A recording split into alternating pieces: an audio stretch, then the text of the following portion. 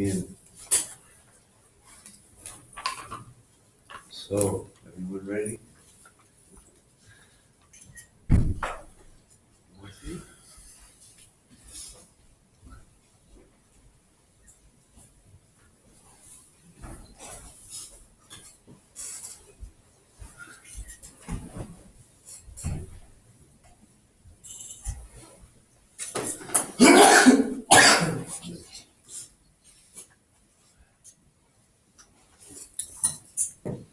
Okay.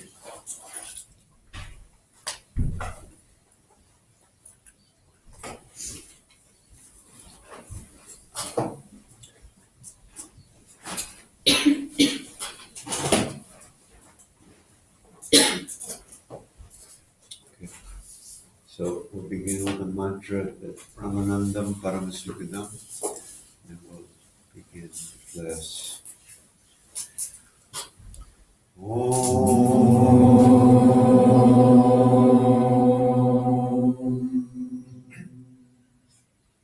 Brahmanandam Paramasukam Kevalam Jnanamurtim Dundvadidam Gaganasadrasham Tatvamasya Dilakshayam Ekam Nityam Vimalachalam Sarvadi Sakshibhutam Bhavadidam Trigunaraitam Sadguru Tam Namami.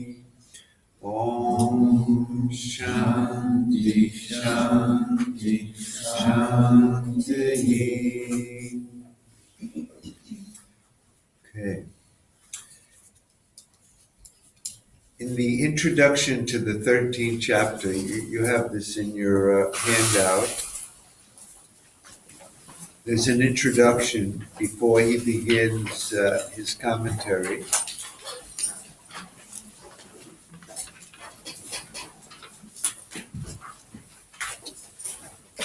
It's a little challenging if you haven't read the previous chapters. It's hard to know what he's talking about here. He says, I'll read, you can read with me.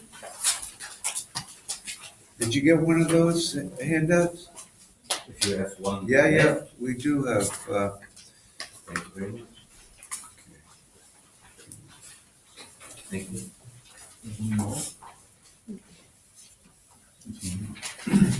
He says in chapter 7, two Prakritis, the word Prakriti in Sanskrit means nature, two natures of God, Ishvara, has been mentioned. He has two Prakritis, two natures. The first nature is called Apara, inferior nature. The first and inferior nature, and it consists of the three gunas. Everybody knows what the three gunas are: sattva, rajas, and tamas. That's his lower nature. And those three gunas, they modify themselves into 8 modifications that's mentioned in the 7th chapter. And those are earth, water, fire, air, and space, the 5 elements. Manas, buddhi, and ahankara, the mind, the intellect, and the eye sense. They're nothing but modifications of the 3 gunas. Even that ego is nothing but made up of the 3 gunas. And that's called his lower nature.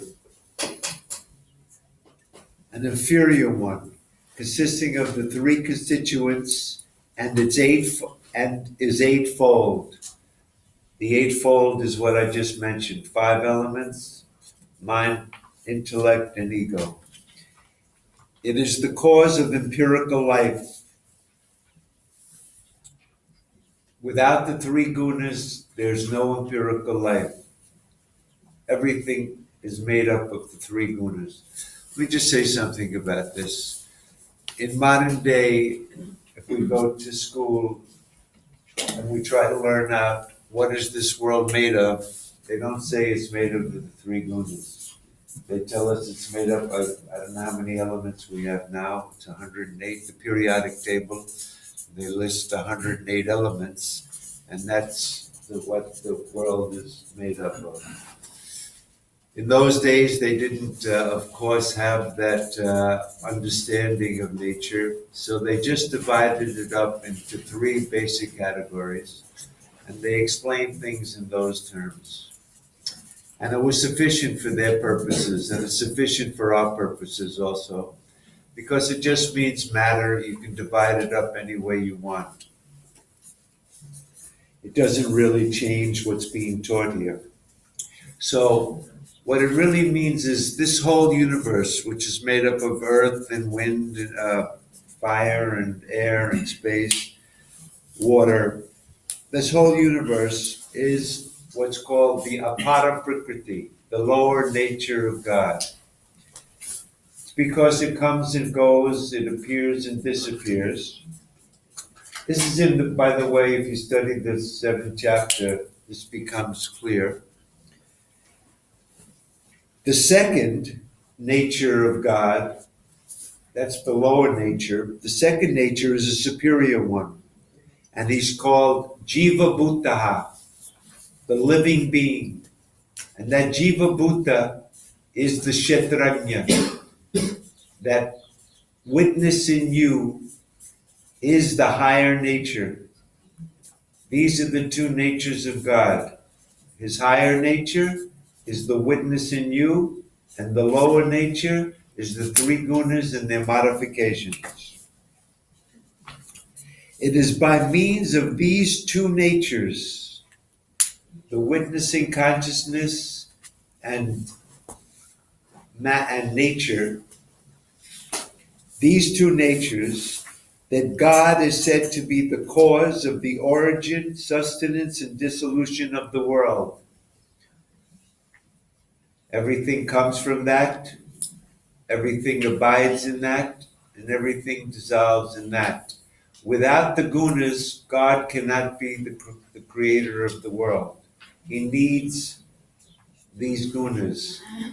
By the way, the gunas in Vedanta are also called Maya. They're not really existing. Prakriti is Maya in Vedanta. So with God's Maya, he creates the world. But since Maya is that which never was, is, or will be, God never created the world. But if you think there's a world, then it came from God, it abides in God, and it resides in God. He is Brahma, he is Vishnu, he is Maheshwara.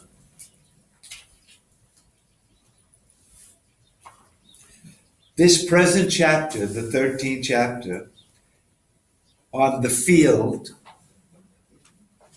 this chapter is called actually the Yoga of the Field and the Field Knower, but it describes mostly about what is the field.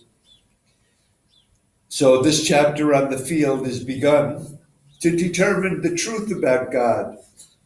What is his real nature?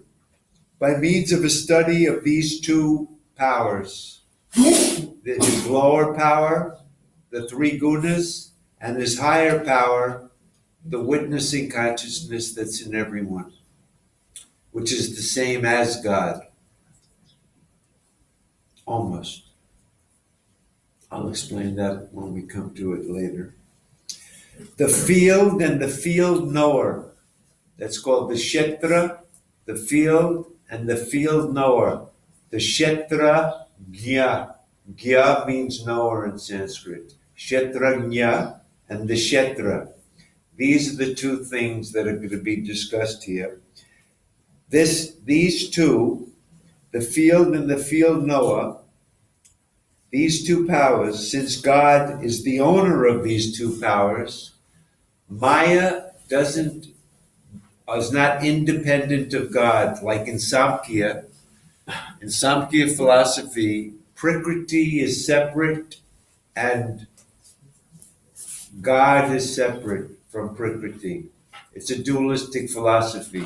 But here, Maya has no independent existence apart from God, just like the snake has no independent existence apart from the rope.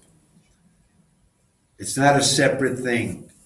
This world is not really different than God, who God really is. But because of our ignorance, we see it as the world. If we knew the truth of it, we'd see it as God.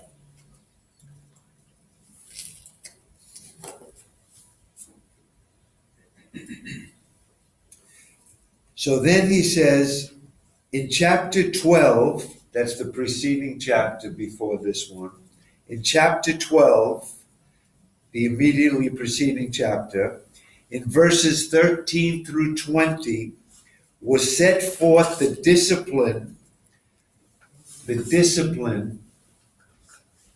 that's a bad word, the word in Sanskrit is nishta. It's better translated as the devotion. The devotion of the renouncers, of those who've renounced all interest in anything else but God. They become consumed with God. They've renounced all other pursuits. Those are called sannyasis. Nyasa means to abandon. San means completely. Sannyasa is to completely abandon all of the not self. Everything that's not you is nyasa, thrown away. Sam, completely. That's who a sannyasi is. I once asked my teacher, Swamiji, when did you take sannyasa? He says, you don't take sannyasa. Sannyasa is when you've given up everything. You don't take sannyasa. It's not something you take.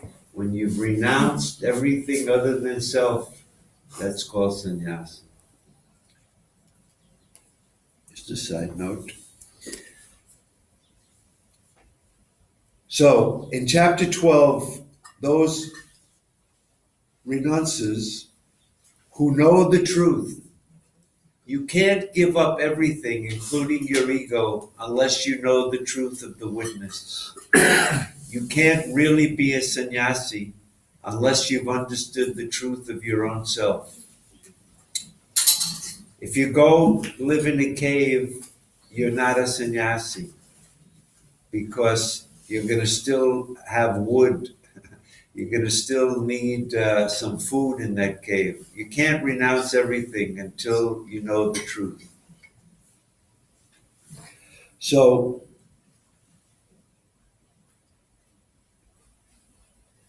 in those verses, 13 through 20, was set forth the discipline of the renouncers who know the truth. Of what kind is the knowledge of that truth, whose possession, together with the practice of the characteristics mentioned, makes one dear to the Lord? Who is dear to Paramatma? As long as I take myself to be this body, mind, senses, and ego, then I'm an individual, and the Lord is different from me because I have little power. He's Sarva Shaktiman, all powerful. I have very little knowledge. He's Sarvagnya, all knowing. And I am sitting on a chair here, but the Lord is Sarva Vyapi Vishnu. The Lord pervades everywhere. He's omnipresent. So I'm different from the Lord. And in that relationship, I have to become the Lord's bhakta. I have to fall in love with that Supreme Being. From that point of view, this is where bhakti comes in. I think I mentioned yesterday that in the 7th chapter, he mentions 4 types of devotees, and the highest devotee is the wise man, because he has become one with the self. But all the other devotees, they feel that they're different from the Lord. all of us ignorant people that identify with our bodies, the Lord is the supreme being, and I'm not the supreme being. And I have to turn my mind to that supreme being and get myself devoted to him, thinking about him, wanting to merge into him. Once again, I'm using the word him, but please, he has no sex. Neuter. Brahman is a neuter noun. It's not male or female. So, but just in parlance, we call him. So, these verses 13 through 20 are the verses that describe who a bhakta, who is a real devotee, that real renouncer, that true person who has turned his mind to God exclusively, and what are his characteristics. And when you get those characteristics, what is God's attitude towards you?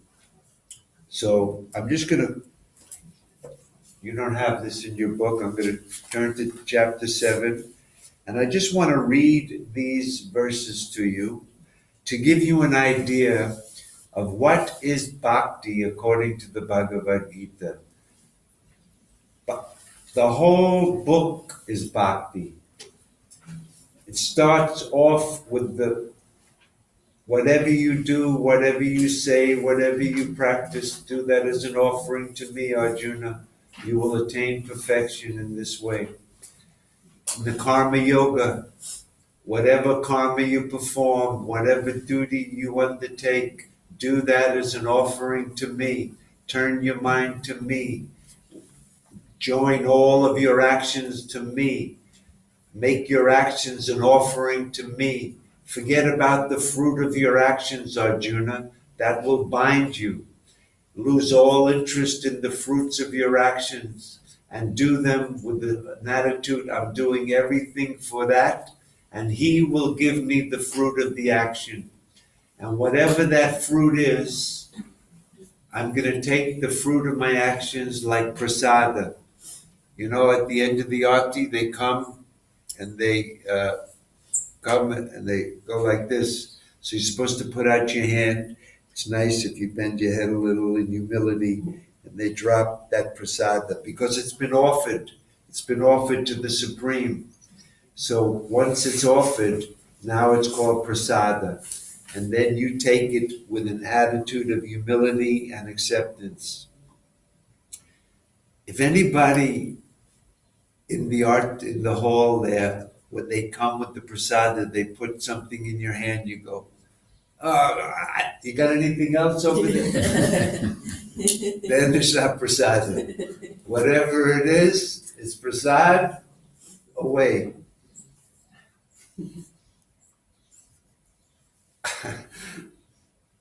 I once went to Tiruvannamalai, and I don't know if everybody knows about this place. It's in South India. It's where Ramana Maharshi had his set up there. And there's a famous mountain. It's called Arunachala. And so somebody told me there was a very great tapasvi, ascetic, who was living on the top of the mountain. His name was Narayana Guru. And he lives on 1 glass of goat milk a day. And he's been living up there for 12 years. And if you want, you can go up there and have darshan every day at 5 o'clock. Narayana Guru gives darshan. He said, that sounds interesting. I'd like to check this guy out. So I climbed up to the top of the mountain. It's about 4:30. And he's got these young boys, his chelas, and they kind of set up the thing. You don't see Narayana Guru immediately. And they tell you, so there were 4 of us up there. Me, my son, and 2 Indian pilgrims. Somehow we met on the way up. Where are you going? Oh, we're going to go have darshan with Narayana Guru. So we all go up, and the disciples say, Okay, line up. First, we're gonna give out prasad. Okay, so we line up and they give us these coconut things, and they come and they put in the coconut something, and I look and it's rock, what do they call it? Rock sugar. Rock candy, rock sugar. Molasses? Oh, molasses? So it's kind of like a rock sugar, and I look at it, and there's all larvae, white little worms crawling all over the sugar. And now I'm thinking, prasad. So I said, no, I can't do it. So I say, my son's in back of me, he's got the same thing. I said, Devin, don't take the prasad. He goes, sorry, Dad, too late. But in general, whatever they put in your hand, you take that. What So- happened? Did he yell? Did he get sick? No, there was no problem. I guess it was prasad. But anyway, the attitude is whatever it is. So the fruits of my actions are the prasad of Paramatma. And whatever happens, he'll provide for it. I have no interest in that. I'm doing all of my activities with my mind joined to him. That karma becomes karma yoga. That's the meaning of the beginning of karma yoga. When I've lost the interest in the results of my actions, and I'm doing it as an offering to him, to that, and whatever the result of that action is, I take that as it's all coming from him. He knows what's best for me. That fruit, even though it seems like it's not what I wanted, somehow it must be to my advantage, or else Paramatma wouldn't have provided that fruit. So whatever it is, good or bad, I take it in the spirit of it's coming from him, and I've done it as an offering to him, and I'm not concerned about the thing, and you get the prasadam. You can see there's bhakti involved even in that beginning karma yoga, the very beginning of the sadhana of the Bhagavad Gita is karma yoga. The first stage is karma yoga has 5 stages. People think that's the whole of karma yoga, but in fact, that's the kindergarten program. There's a lot more to it, but that's not the subject matter here. So,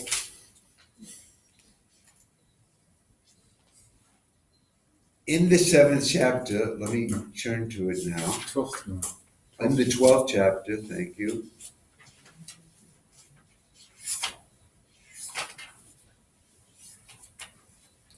In the 12th chapter, by the way, do you see what I'm doing here? I'm licking my tongue, and when I used to sit with my teacher and we'd study the Gita, occasionally I'd go like that and he would scream at me, "What are you, spitting on the Gita?" He would never allow me to do that. That's the thing, you can't put the Gita on the floor, you can't spit on the Gita. But of course, that's what you're dealing with here. So, in the 12th chapter, just before the 13th shloka, there's this little portion starting, I would say, in 8. I'll just briefly read this to you. He tells Arjuna, "Fix your mind on me alone. Let your intellect be absorbed in me. If you do this, henceforth, in me alone you will dwell." Having your mind totally established in that truth of Paramatma, if you can do that, you will certainly come to me.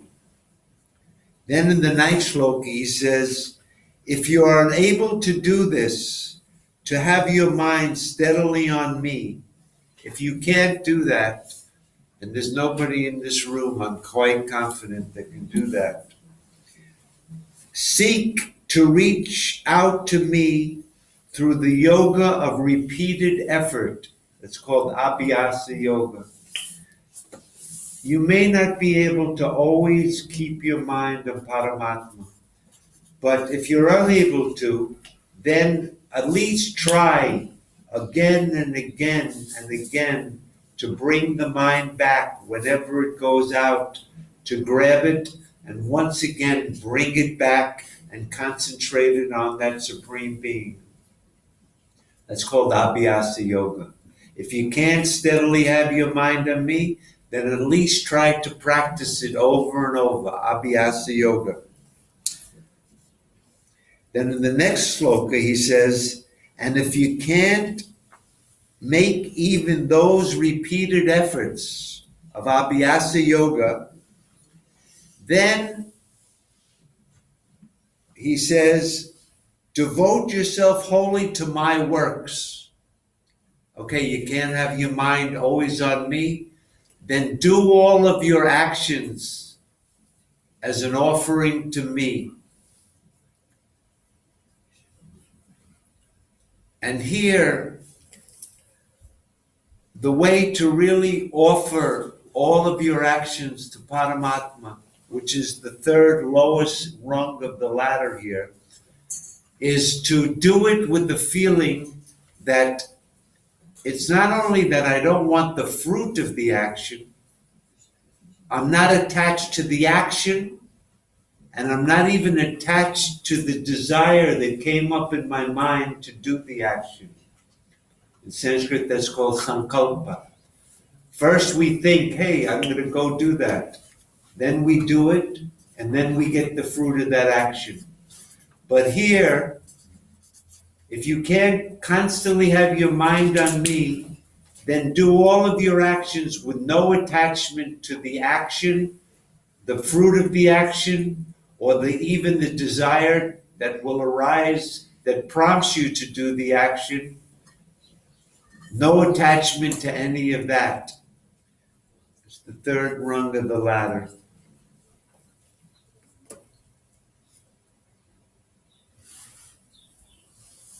Devote yourself wholly to doing my works with no attachment. Even by doing works for my sake with no attachment to those works, including, it's not just the attachment to the fruit, but to the very karma itself. That's different. If you can't do that, then even doing works for my sake, if you can do that, you also will achieve perfection. Each one of these sadhanas leads to perfection, but not directly. It was only that first one, when you have your mind on me alone, when your buddhi is absorbed in me alone, then you will dwell in me alone. But if you can't do that, then do this.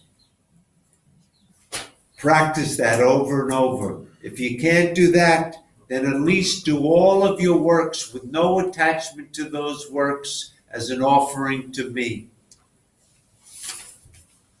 And then in 11 he says,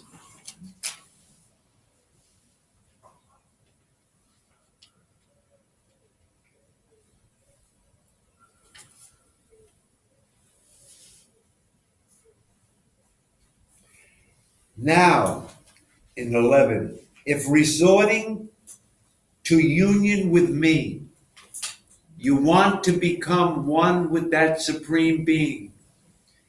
If in resorting to reunion with me, you are unable to even do this, do your works as an offering to me with no attachment to the works, to the desire to do the work or the fruit, then, with self-control, try to renounce at least your desire for the fruits of your works.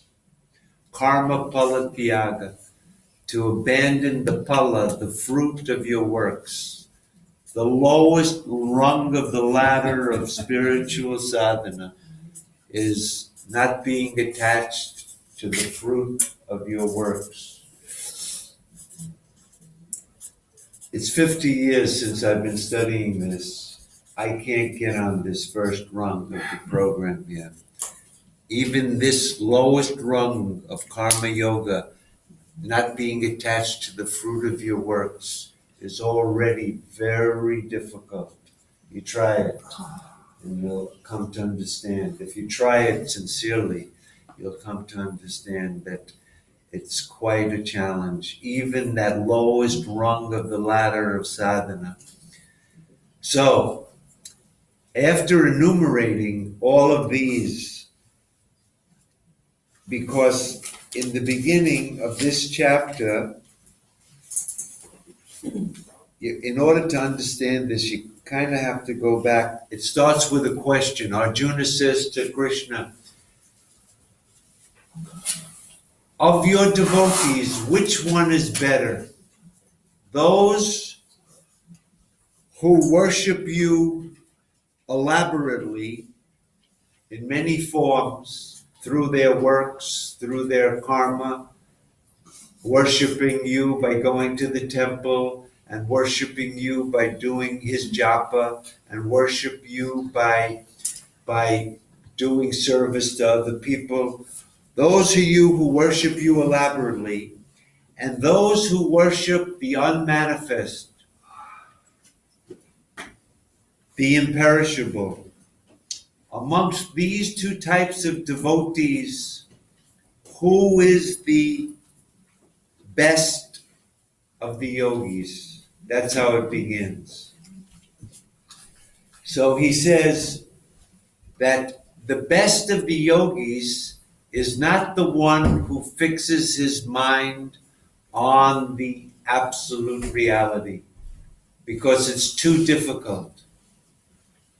You won't be able to do it, and you'll become a phony and a fraud. So Krishna doesn't say that right from the get-go, right from the beginning, we should try this higher sadhana. He says, setting their minds on me, ever integrated, those who worship me through their works with absolute faith, I will attain this. I will come to know who you are, Paramatma. I deem the best of the yogis. But those who worship the imperishable, that witnessing consciousness in everyone, the Supreme Lord, the ineffable, the unmanifest, the omnipresent, the imponderable, because you can't even think of it, the immutable, because it never changes in time or space, the immobile, unchanging, the unwavering. Those who worship that, but those who do that, controlling all of the senses, so they're not running here and there, fully, with the cognition of sameness at all times. They see God everywhere, at all times. All this universe for them has become Paramatma. And they are devoted to the welfare of all beings. They have no selfish motives left for themselves. If they spend their time doing anything, it's only for the benefit of others, because they have no benefit. They don't need any benefit for themselves. But their toil is harder, their minds being set on the unmanifest imperishable. For an embodied being, O Arjuna, it is very hard to tread the path of the unmanifest. What does that mean? As long as you're identified with this body, that's called an embodied being, this path of realizing the self that has no body is very difficult. And therefore, Krishna does not recommend that path to Arjuna, and over the shoulder of Arjuna to us, not recommended. You don't begin there. So for those who are not qualified for that, he says, those, however, who surrender all of their karma to me, making me as their supreme goal, and they worship me, meditating on me in a state of undivided union.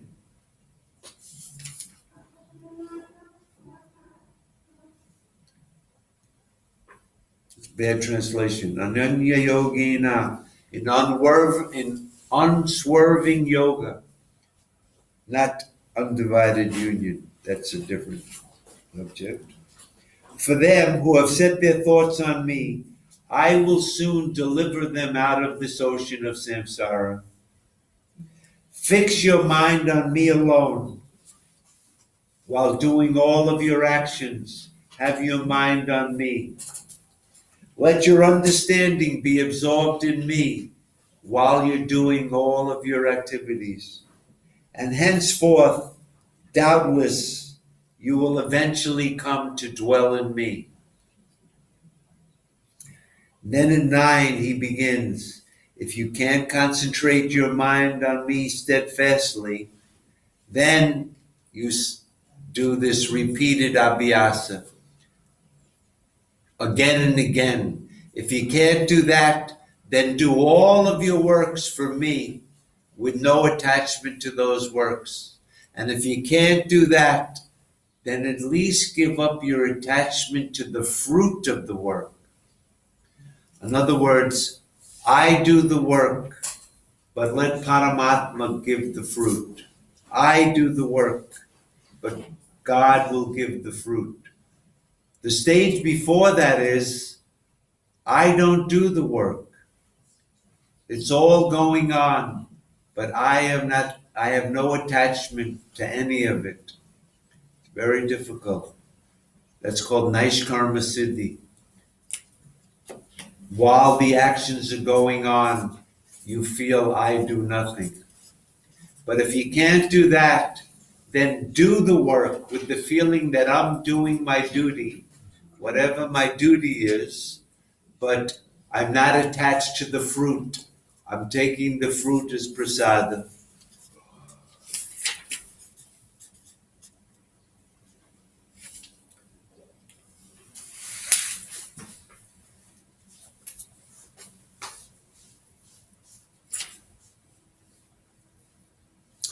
So after having done that, he now talks about the second type of devotee. Those who do know the truth, who worship the unmanifest, the imperishable, the akshara. Kshara means that which gets destroyed. Akshara is the indestructible. Those people who worship the akshara. And it begins in 13. These are the real bhaktas in the true sense of the term. And so by understanding these qualities, we can see where our minds are at. They're not up to this level, but at least we have an idea of what the goal might look like if you really want to be a bhakta. And here it begins. I'm just going to read it and see. Advaita sarva bhutanam. He hates no beings. He hates no beings. Even Donald Trump. He is friendly and compassionate.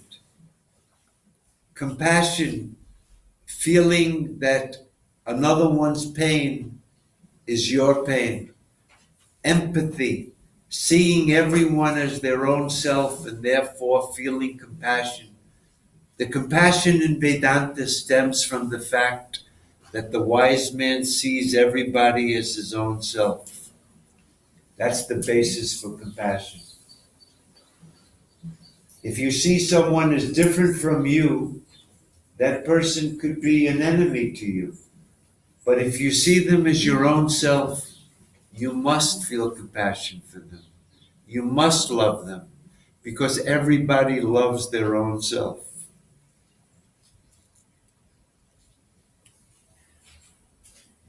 Free from the feeling of possession and egotism.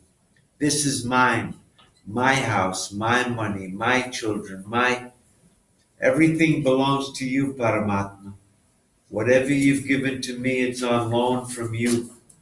It's going to go back to you. I really own nothing.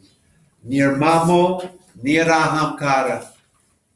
This bhakta can't be filled with ahamkara, that egotism, that I'm a bhakta. There's no bhakta like me. Sama dukkha sukha kshami. He is the same in sukha. When happiness comes, the bhakta doesn't become extremely elated. When difficulties arise, the bhakta doesn't become extremely upset.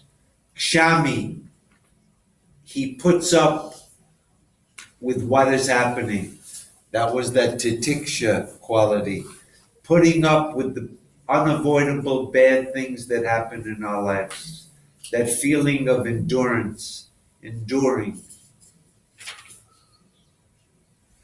Santushta, content, satisfied, happy. Satatam, always, whether good or bad, heat or cold, victory or defeat. He's satata tushtaha. That bhakta has now gotten to the stage where nothing can break his contentment. That yogi, he's become a yogi because now he's joined his mind and become one with that supreme reality. That's the true yogi. That's the meaning of what a yogi is. He's controlled himself and he has drita nishchaya, a firm resolve that this is my path. Mai arpata mano buddhi. He's offered to me his whole mind and his whole intellect has been offered up to that supreme being.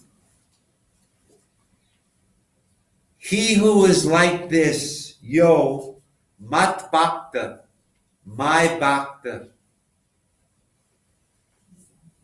the one who's devoted to me, sa me priyaha, he is very dear to me. That bhakta is dear to the Supreme Lord. From him the world does not shrink, nor does he shrink from the world. Bad translation. From whom the world is not bothered. He doesn't make problems in the world. And for him, the world is not a problem. That's the attitude. He's not looking to make problems in the world. And he doesn't see the world as a problem to him. He is free from elation, intolerance, fear, and agitation. Satya me priyaha. He is dear to me. That bhakta becomes dear to me when he's like this. Anapekshaha. He doesn't depend on anything except the Lord. The Lord will provide for whatever is necessary. Anapekshaha. He doesn't depend on anything outside of his own self. When I say the Lord, you can easily take that word to mean your own self. There's no difference in the Bhagavad Gita. Anapeksha, Suchi, he's pure in his mind and his body. Daksha, he's skillful in his actions because none of those actions bind him like they do the ignorant person. Everybody is doing their actions to get the fruit. And when that fruit comes, they're elated. That's a bondage. When the fruit doesn't come, they're dejected. That's a bondage.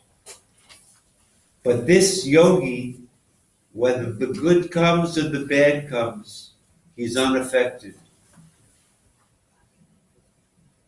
It's coming from him, it's his prasada. There must be some benefit in it. That's skill in action. There's a definition in the Gita that says, Kaushalam. Who said that? It's karma kaushalam karma sulam. Yoga is skill in action. Yeah. Daksha, he's skilled in his action. He's learned how to do the actions so they no longer bite him. They can no longer affect him in the way that it affects other people. That's called daksha. Mat bhakta same priya. The one who has these qualities. This is a bhakta. This is what it's not just some silly emotion. Oh, I love God. Let's go have dinner. It's a whole way of life and whole attitude of the mind. And if you hear these qualities, you see how far you are away from what it means to be a bhakta. It's an exalted state, this bhakti. It's not going to kirtan and singing Hari Rama, Hari Krishna for an hour. I guarantee that's part of it. That can be part of it. Kirtan is a wonderful thing, but it's merely just one little aspect of the life of a bhakta. Let me say one thing about kirtan, because everybody likes kirtan. It makes us feel good. But if you take the kirtan in this way, the one who's leading the kirtan, when he goes or she goes, Hare Rama, Rama Rama, Hare Hare, you see that arising out of that Paramatma, and it's coming into your ears, and it enters into Paramatma in the form of you. And then that same out of you, that Paramatma, you repeat, Hare Rama, Rama Rama, Hare Hare. And it's going back to the leader of the kirtan. Back and forth, but the whole thing is happening in Paramatma. It's coming out of Paramatma. It's merging into Paramatma in me. It comes out of myself, Hare Rama, because everything comes out of myself. When that kirtanaya sings, it's coming out of that same self. So the kirtan arises in God. It's abiding in God. It merges in God. It comes out of God. It abides in God. The whole kirtan is in God. Then you've spiritualized the kirtan in a very beautiful way. The kirtan becomes really spiritual if you can understand that that's the truth of the matter.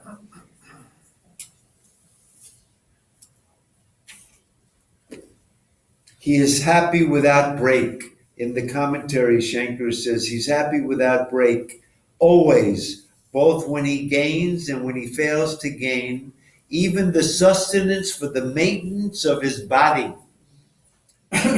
I don't know if you know this, but in the ancient days when you became a sannyasi, you were supposed to wander off barefoot, no possessions, and you wander around and you go to the edge of the village as you're wandering. And when you come to the edge of the village, You're supposed to 3 times you go, Om Namo Narayana, Om Namo Narayana, Om Namo Narayana.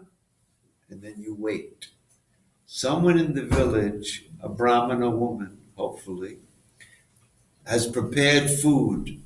And she comes to the edge of the village, and you either have your begging bowl, and if you don't, if you're a real sannyasi, you just got your hand.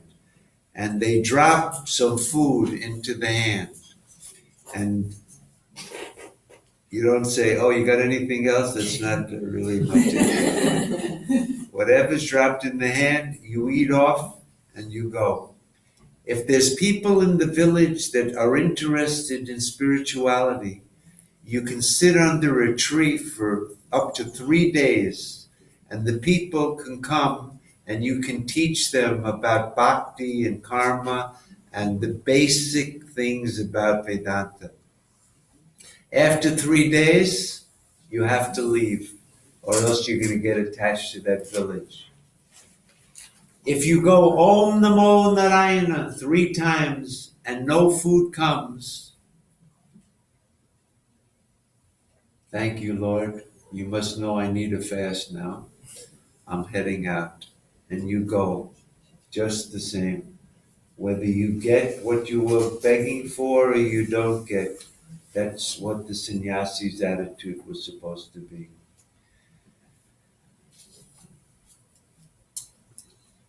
He's happy with anything, santushtaha, whether he gets even the sustenance for his own body.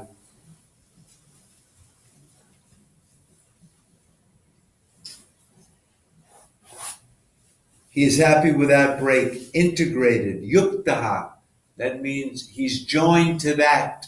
His mind is joined to that. He's self-disciplined. That's yata atma. He's controlled himself. Yata atma. Dhriti nischaya. Firm conviction. He's offered his intellect to me. From him the world does not shriek. He does not bother the world doesn't bother him.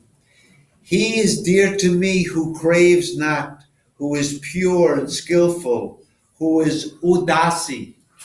In the text, udasi, ever hear of an udasi? There's a group of monks in India, they're called udasis. The word means indifferent. In English, they translate it as indifferent. There's a group of monks that are indifferent. I've joined the indifferent group. I'm hanging out with them. They're totally indifferent. I love it. And the idea is they have no interest. They're indifferent to whatever happens. These guys wear all black. They're not like sannyasis that wear orange. And they run around India and they're called udasis. But the word udasi doesn't mean indifferent. Because suppose I'm walking down the street and I see an old lady there and she has her hand out, looks up and says, food. I'm indifferent. And you keep walking. That indifference, how could that be for a sannyasi to be indifferent like that? If he sees her, if he has anything, he'll give it to her. It doesn't mean indifferent like that. It's kind of like, I have long hair and a beard. I don't look like everybody else, so I kind of get a lot of attention, especially in really straight places. So I was on the beach once in Hawaii, and I was walking down the beach, and I had the long hair and the beard, and I'm walking, and I realized all the people, they're all staring at me. I'm like a show as I'm walking down the street. And I become self-conscious about it. And I see one mother had a child, and as I'm approaching, she grabbed the kid, just in case who knows who this guy is. He might be drug crazy. The person was grabbed the kid. And I realized, boy, I'm really not indifferent to how these people are paying attention to me. It's really bothering me. In fact,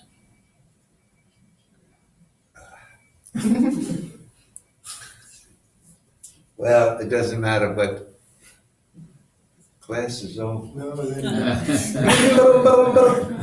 Where am I? Let me just see.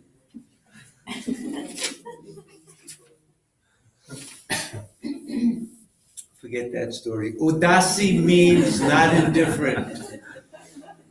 The word udasi, anyone knows asana? Seated, Seats. a seat, seated, ud. Ud in Good. Sanskrit means above. Seated above is udasi. When you're not even aware that there's people on the beach and you're walking, that's called udasi. Because I learned a trick. If I'm thinking about those people, then I'm concerned about what they're thinking. But if I'm walking on the beach and I'm singing Hare Rama, Rama, they're gone. I'm udasi. That's udasi. Not even knowing that they're there is an udasi. It's not just indifferent. That makes no sense. It's when you don't even know that they're there. That's called udasi. The only way to get to that stage is to have your mind buried in God.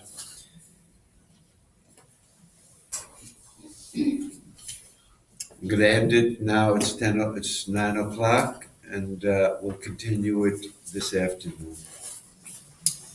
Let's do the Purnamada. Before I say it, that absolute reality is fullness. Because of ignorance, this seems like fullness. From that real fullness, this fullness has come. But because this fullness is just Maya, when you take it away, fullness alone remains. Om